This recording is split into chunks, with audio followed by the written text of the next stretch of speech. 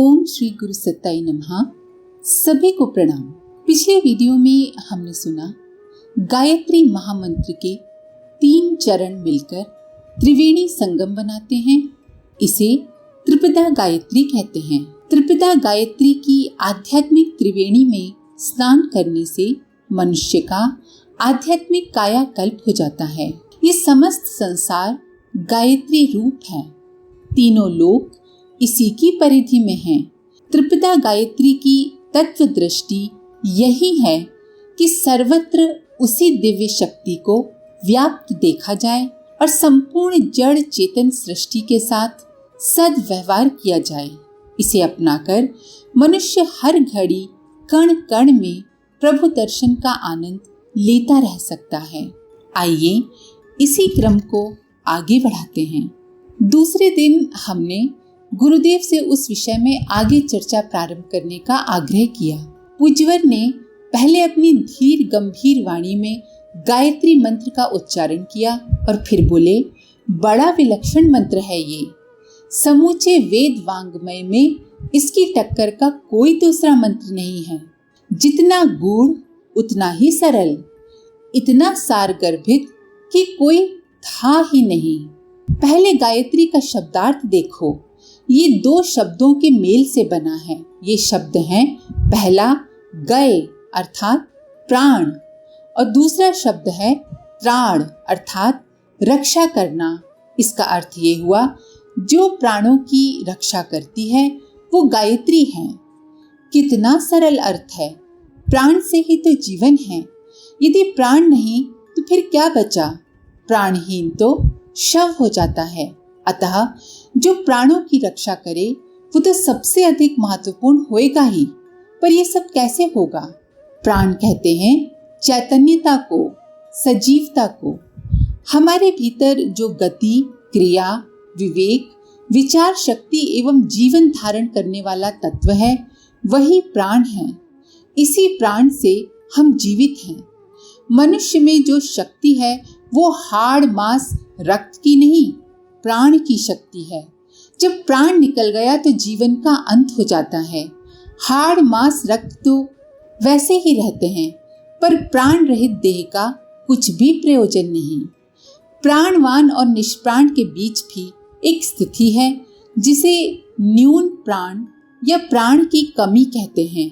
इसमें प्राण होता तो है पर वो निर्बल पड़ जाता है। मनुष्य जीवन की ये सबसे विषम स्थिति है।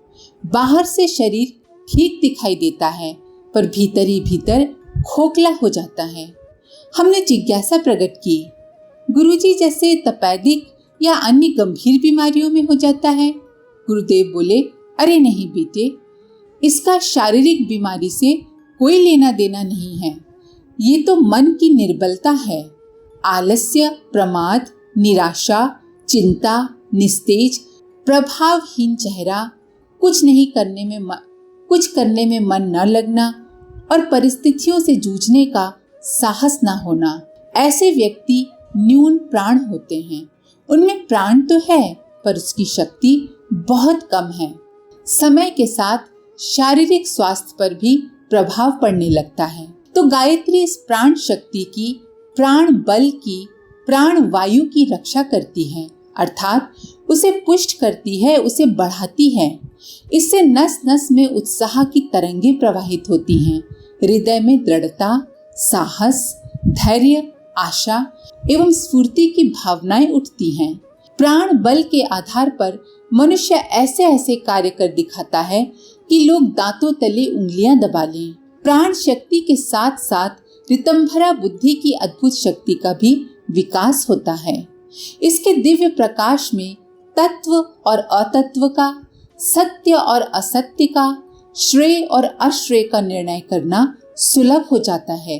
अर्थात क्या सही है और क्या गलत है इसे समझना आसान हो जाता है। ये तय करना आसान हो जाता है कि हमें क्या करना चाहिए और क्या नहीं करना चाहिए।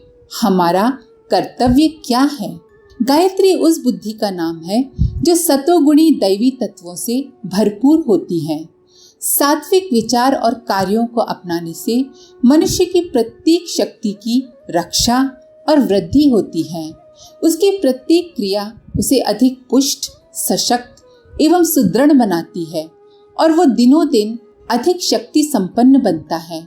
इसके विपरीत तामसिक बुद्धि द्वारा उत्पन्न हुए विचार और कार्य हमारी प्राण शक्ति को दिनों दिन घटाते हैं। भोग प्रधान कार्यों से शरीर कमजोर हो जाता है।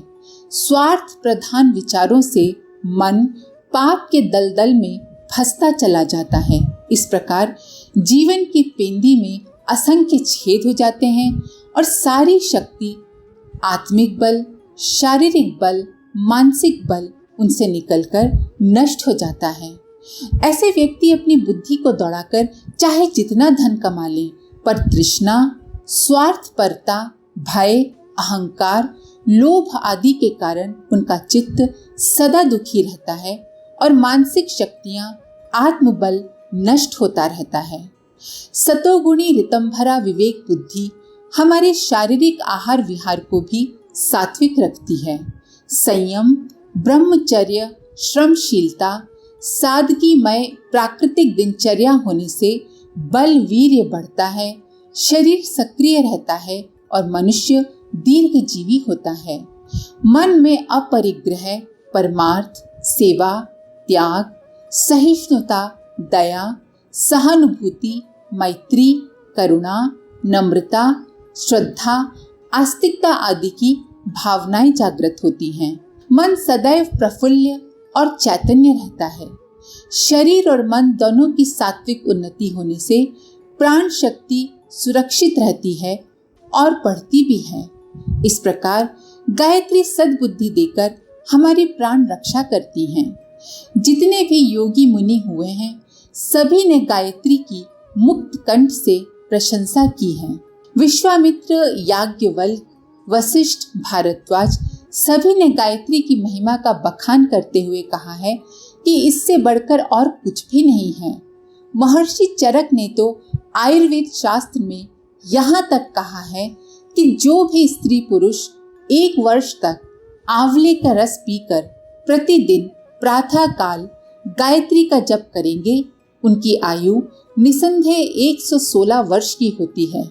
गायत्री मंत्र की शक्ति अपार है। ये हमारे अंतःकरण चतुष्टय अर्थात मन, बुद्धि, चित्त, अहंकार को पवित्र रखती है। इससे हमारे लोक परलोक दोनों सुधर जाते हैं। ये तो गायत्री के शाब्दिक अर्थ की थोड़ी सी व्याख्या की है।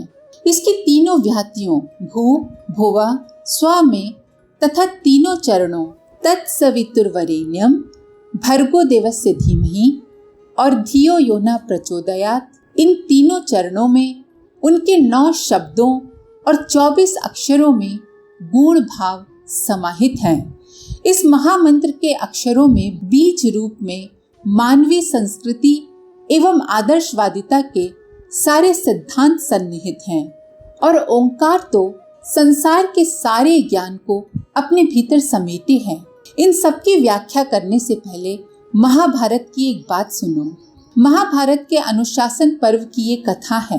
एक बार युधिष्ठिर ने भीष्म पितामह से प्रश्न किया, हे पितामह, वह मंत्र कौन सा है जिसे सदैव जपने से धर्म का लाभ होता हो, जिसको चलते फिरते, उठते बैठते, कहीं भी आते जाते किसी कार्य के प्रारंभ व अंत में ध्यान किया जा सकता हो, जिसके जप से आनंद, शांति व सुख मिलता हो, धन संपत्ति और राज मिलता हो, भय का नाश होता हो और जो वेद के अनुकूल हो। ये प्रश्न पूछा युधिष्ठिर ने, जो स्वयं धर्मराज थे और बड़े भारी विद्वान थे, पर भीष्म पितामह उनसे भी अधिक विद्वान थे।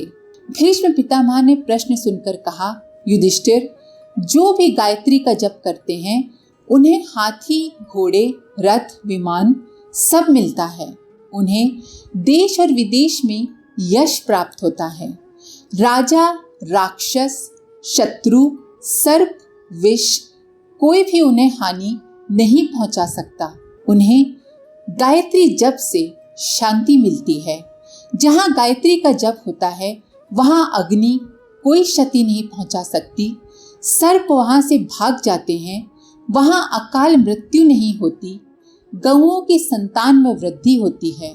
आते जाते कार्य करते हर समय इस मंत्र का जाप किया जा सकता है। इतनी महिमा बताई भीष्म पितामह ने इस मंत्र की। इसे गुरु मंत्र कहा गया है। चारों वेदों में लगभग 20,000 मंत्र हैं, पर गायत्री सबका गुरु मंत्र है। यजुर्वेद में तो बारंबार गायत्री की प्रशंसा आती है। ऋग्वेद और सामवेद में भी आती है, किंतु अथर्ववेद ने तो इसकी प्रशंसा में कमाल ही कर दिया है। देखो कैसा प्यारा मंत्र है। ओम स्तुता मया वरदा वेद माता प्रचोदयन्ताम पावमानी द्विजानाम आयु प्राणम प्रजाम पशुम कीर्तिम द्रविणम ब्रह्म वर्चसम मह्यम दत्वा व्रजत ब्रह्म लोकम। भगवान इस मंत्र में कहते हैं कि मेरे द्वारा स्तुति की गई द्विजों को पवित्र करने वाली वेद माता गायत्री आयु, प्राण, शक्ति, पशु, कीर्ति, धन, ब्रह्म तेज प्रदान करें। वेद कहता है कि गायत्री सर्वप्रथम आयु देती हैं, किंतु कैसे आयु प्रदान करती हैं ये गायत्री? क्या क्षय के रोगी की आयु?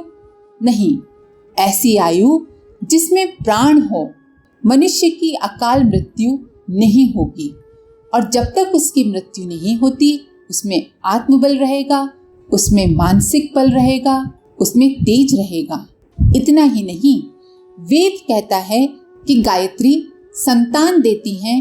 पशु, घोड़े, गाय, बैल, धन, भूमि, अन्न, फल आदि सब कुछ देती हैं।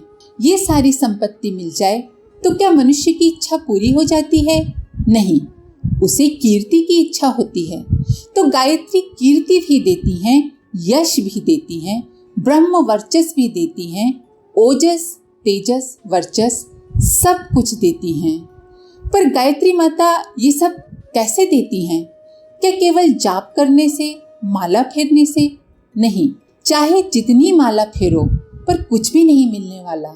ये मिलेगा तब जब गायत्री मंत्र के एक एक अक्षर के भावार्थ को भली भांति हृदयंगम किया जाएगा, उसे अपने आचरण में, व्यवहार में उतारा जाएगा, उसी के अनुसार जीवन जिया जाएगा। ये सब कुछ यज्ञ से मिलता है और गायत्री मंत्र से भी। और यदि यज्ञ गायत्री मंत्र से हो तो समझो सोने पे सुहागा हो गया। आज के लिए इतना ही। अगले वीडियो में हम गायत्री मंत्र के एक एक शब्द का, अक्षर का परम पूज्य गुरुदेव द्वारा भावार्थ समझेंगे। आज के लिए इतना ही। अपने विचार कमेंट बॉक्स में जरूर लिखें। आप सभी का धन्यवाद। ओम शांति। हमारे YouTube चैनल को सब्सक्राइब करें और बेल आइकन को दबाकर ऑल पर क्लिक करें ताकि आने वाले सभी वीडियोस की नोटिफिकेशन आपको मिलती रहे।